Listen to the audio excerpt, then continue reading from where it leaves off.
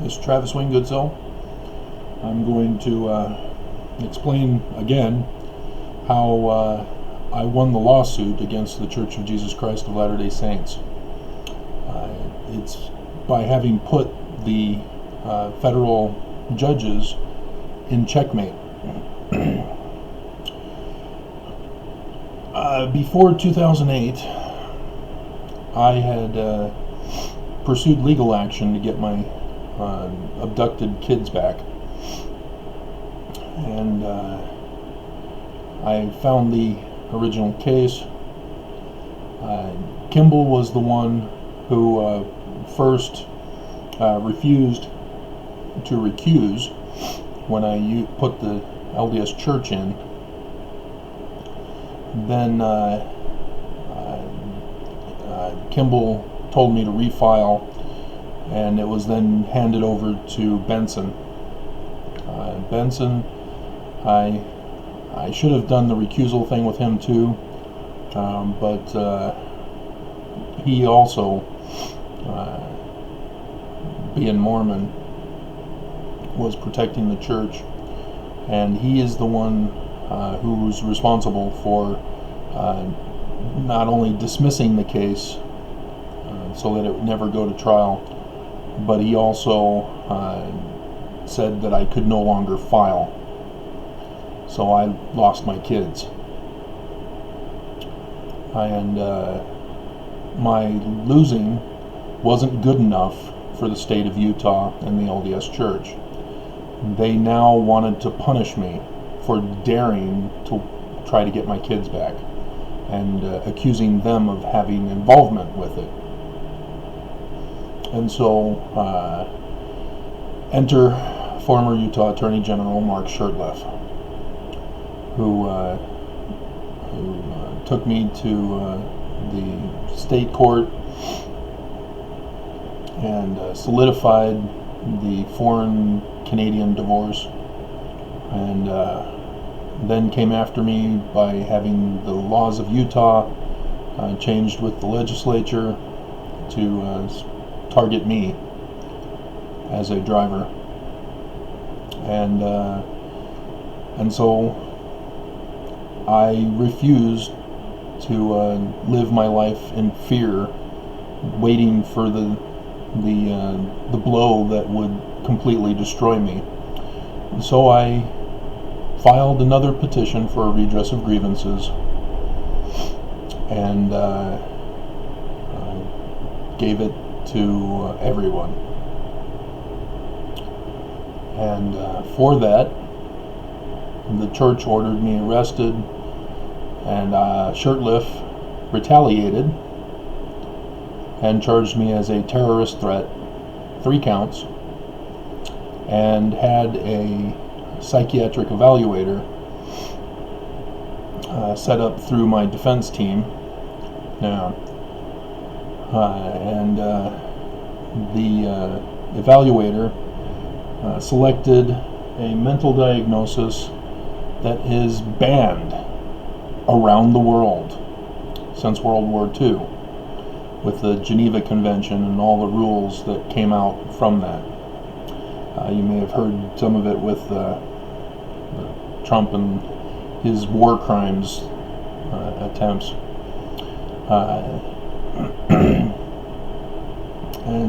And so I was disappeared from Utah. Never got to go to trial to defend myself. I was removed from society through this manipulation of the laws and the false diagnosis. So as a Mormon, we all know about the story of Abinadi, who is publicly accusing the church and kingdom of King Noah, and he gets arrested as a terrorist and is locked away from society and is accused of being mentally ill as well. They use the word mad. And so, yeah, this is the church's revenge, to use the bad examples in the Book of Mormon against those who are victims by the church. And so after 6 years I got out, and I had gotten my discovery, so I knew why the church was coming after me. It was because I was a translator. They submitted to the court my blacklist file that the church had kept on me when I first came to them, informing them that I had deciphered Paleo-Hebrew. They considered that a troublemaker file, as it was put in the troublemaker file.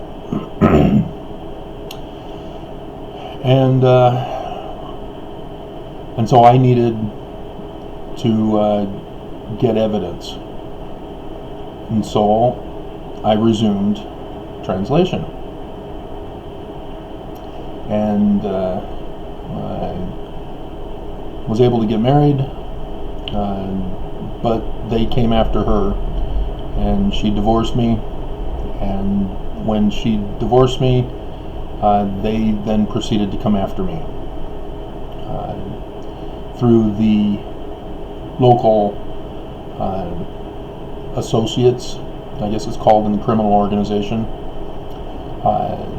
where they do the bidding of the criminal organization, being the church in this case, to protect and defend the church.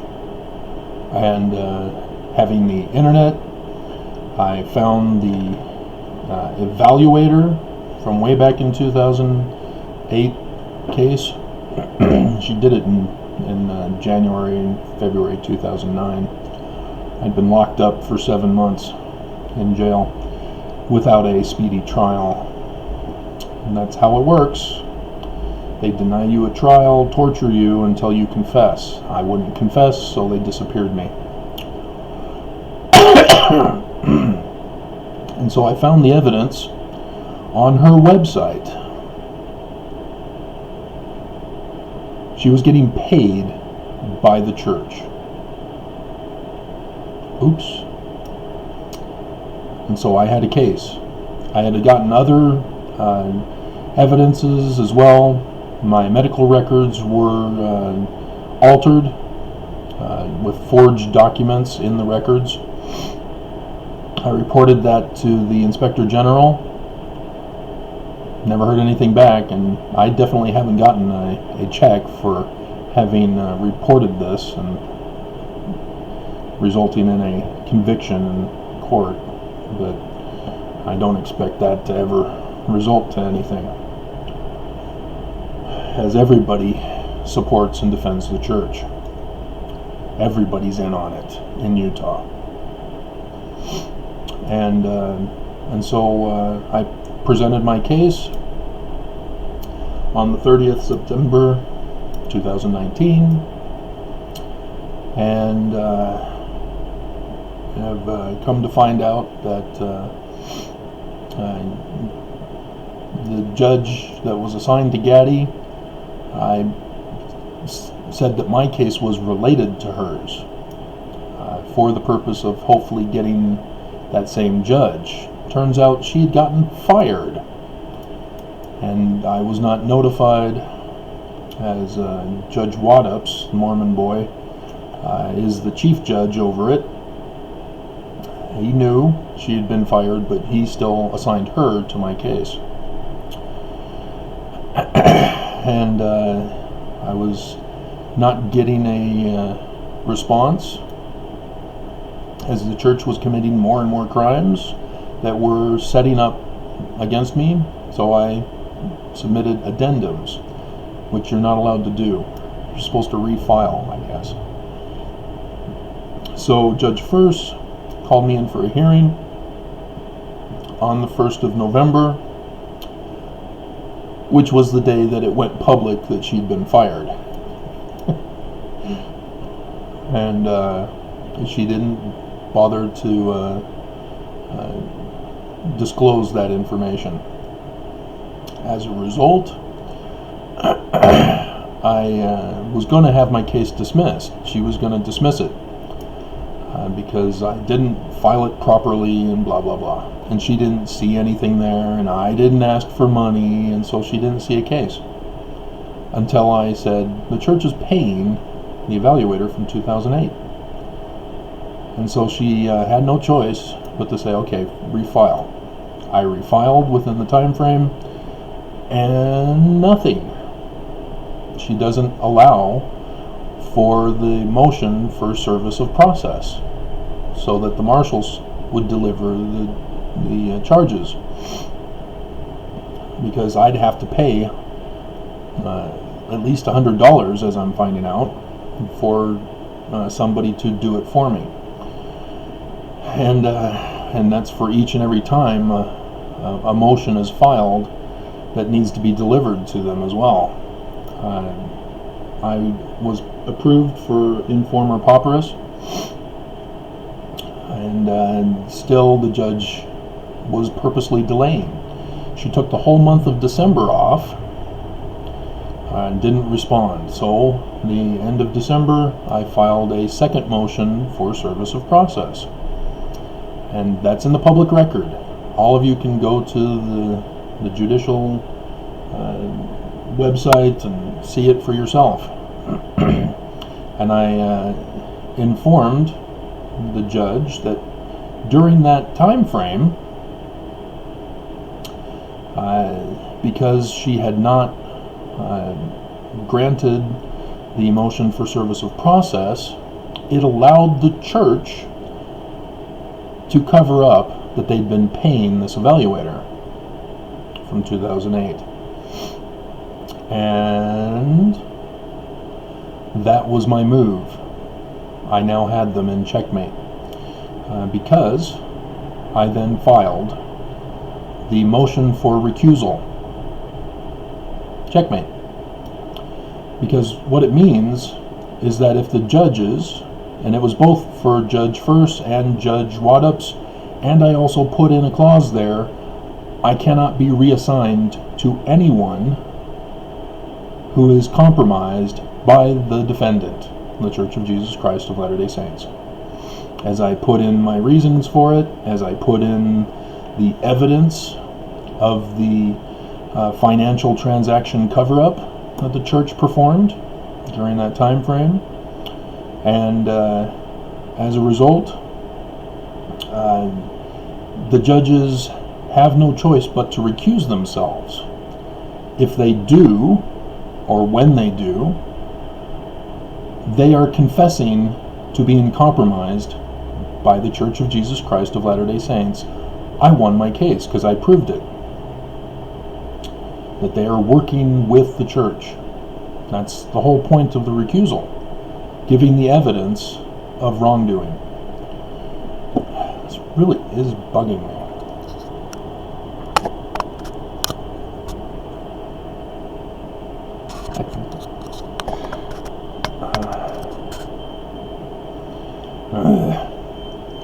Well, whatever. And so, if they choose not to recuse themselves, then I've also got them, because it shows publicly that they are continuing to cover for the Church of Jesus Christ of Latter-day Saints. I won. It's over. So the question is, how are they going to implicate the church? By confession or by refusing to act? It's now been a whole week, and I figured that would be the case, that they would take as long as they can before they make their decision as to what they're going to do. And with the holiday weekend was especially why I expected them to not respond this week. But they have to respond. This isn't like the motion for service of process that they don't have to. This is an actual motion that requires their attention. All legal sites that I've looked at indicate that judges who are good judges will respond as quickly as possible to all motions. Because they're good judges, they want to clear their docket so they don't have piles of work on their desks. And so it's clear they're not good judges. I caught them. They're busted. They're criminals working with the church to protect and defend the church. They are traitors to America, as the church has betrayed America.